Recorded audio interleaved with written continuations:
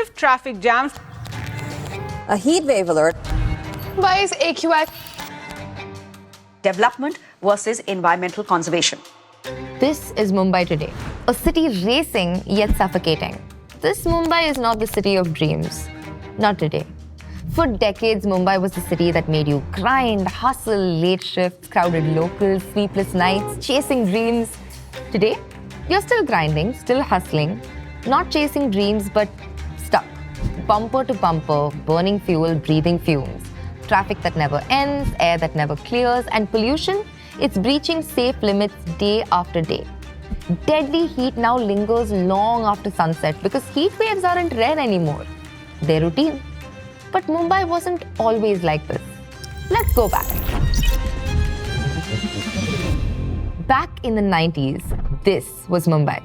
A city that still exhaled, where green covers stretched across neighborhoods about 25% more than today. But somewhere along the way, we traded that Mumbai for more cars, more buildings, more roads. And every summer, the city feels angrier, hotter, harsher. Yet, even as nature signals distress, Mumbai dreams bigger. Taller buildings, wider roads, more audacious promises.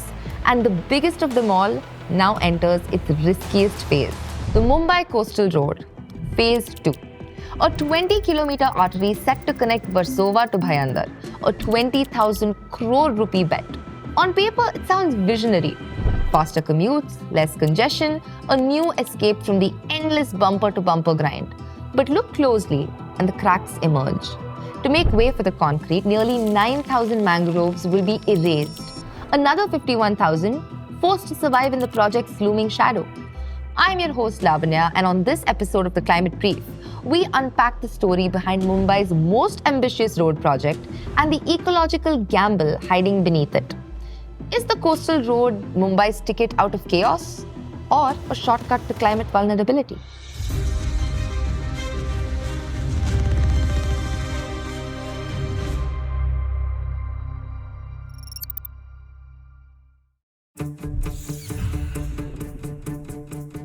When first proposed, the coastal road sounded like every Mumbaiker's dream. Less congestion, shorter commutes, freedom from those infamous hour-long marathons between the suburbs in South Mumbai.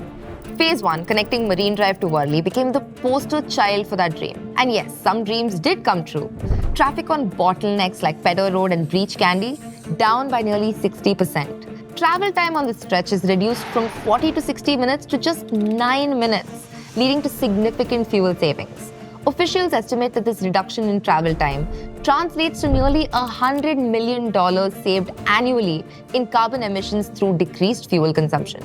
Additionally, it's projected to reduce fuel consumption by 34% and carbon emissions by approximately 1,826 tons annually.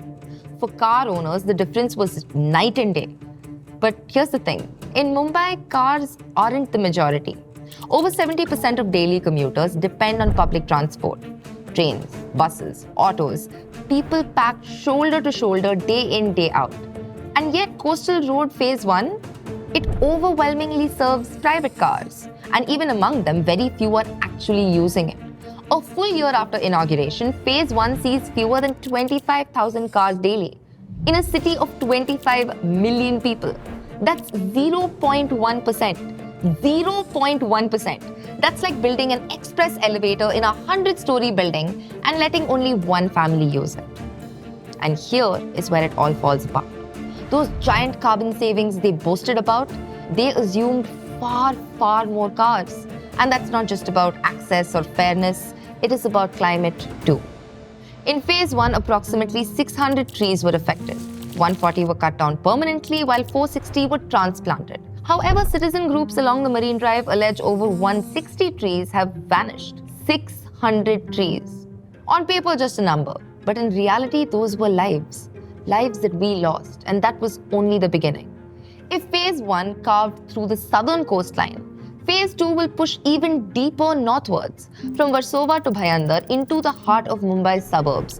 A 20,000 crore rupee bet. Bigger, bolder, and far riskier for the environment. A total of 60,000 mangroves will be affected. 9,000 will be permanently cut down, and additional 51,000 will be trapped in the project's influence zone, disturbed, stunted, left fighting for survival. 33.17 hectares of forest will vanish, almost 4 times the size of the Oval Maidan. The BMC claims that they have a solution: compensatory planting in Bhayandar on Mumbai's outskirts. And even further, 800 kilometers away, in Chandrapur near Tadoba Tiger Reserve, where, according to experts, mangroves don't and can't grow. But here's the problem: planting trees far away won't help Mumbai's choking air. Already, construction dust and road dust add 39% of PM10 pollution during peak months. Transport, another 14% of PM10 and 16% of PM2.5 levels. And without mangroves, this pollution has nowhere to go. It lingers longer, it travels deeper, right into the lungs of 27 million Mumbaikars. And let's be blunt, new saplings, they are no substitute for mature mangroves. They don't trap as much carbon, they can't shield coastlines the same way, and survival rates? Grim. Mumbai has tried this before. During the Metro 3 project, authorities transplanted hundreds of trees, hoping they'd survive and regrow. But nature had other plans. Over 60% of them died. 600 trees lost in phase 1, 60,000 more on the line in phase 2. And once they are gone, the loss isn't temporary. Because in Mumbai, removing mangroves doesn't just change the coastline, it changes everything. Mangroves, they aren't just pretty trees. They are Mumbai's natural defense system. Natural air filters trapping dust, soot, and deadly particulates before they enter our lungs. They are carbon sinks, absorbing CO2, slowing down the relentless march of global warming. Mangroves also hold back the sea. Mumbai has had a flood-laden history, and mangroves act as natural barriers against floods. When water rises, mangroves slow it down. Without them, water rushes in faster and higher, swamping roads, homes, lives. They even clean the water, shelter countless species, and keep fisheries alive. The same fisheries Mumbai's fishing communities rely on to survive. Vegetation in general also helps in lowering land surface temperatures. Hence, planting trees far away might tick a box, but it won't clean Mumbai's air, or stop Mumbai's floods, or protect the biodiversity along Mumbai's coastlines. Which brings us back to the deeper question. Is Mumbai making the same mistake others already regret? Jakarta built giant seawalls. The IPCC called them maladaptive. They eroded coastal habitats and pushed poor communities further into risk.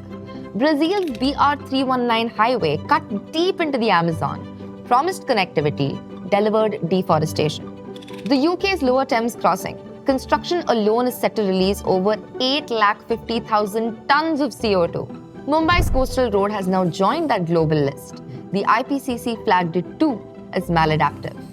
Hardening coastlines, destroying ecosystems, all while ignoring nature's warnings. The story of Mumbai's Coastal Road may look like a choice between development and the environment, but it is actually a choice between speed and survival. It's about how cities everywhere choose to survive the coming decades. Will we keep bulldozing nature in search of quick fixes? Or finally start working with it before it's too late? At the Climate Brief, we believe these stories aren't just headlines. They are warnings, and they are also opportunities. Hit like if you care about mangroves and clean air, and subscribe to the Climate Brief for more stories where climate meets the city. And share this because every Mumbaikar deserves to know what's at stake.